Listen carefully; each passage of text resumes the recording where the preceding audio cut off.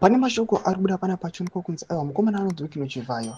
Aiwa mukomana is recruiting ma-ex-army officers panguva inoyi achivashandisa aiwa as personal security. Chabvondoka aiwa panguva ino yatiri kuona kuti these guys they are no longer safe.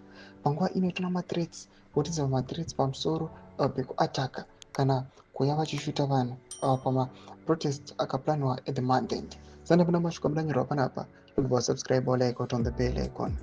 Tipinda mukuzwa vanotanga vanyora vachiti kuzwa Intel Unit CIU.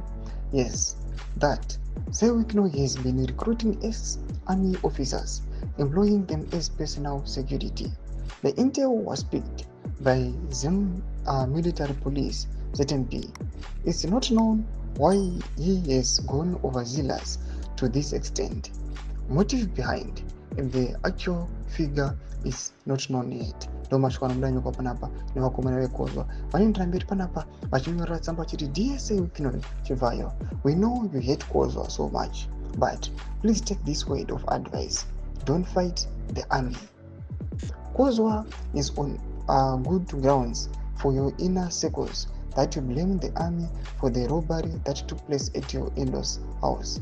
Be careful and madi kumbodzikama. Mashoko anobuda nyokwa panapa aiwa nevakomana vekozwa panguva ino yaari kususpectiwa kunzi aiwa ari kuya achirecruita ma-ex military forces aiwa for his own safety kana for any other reason. Panapa tichiona this information isipotiwa aiwa nevakomana vezimbabwe military police.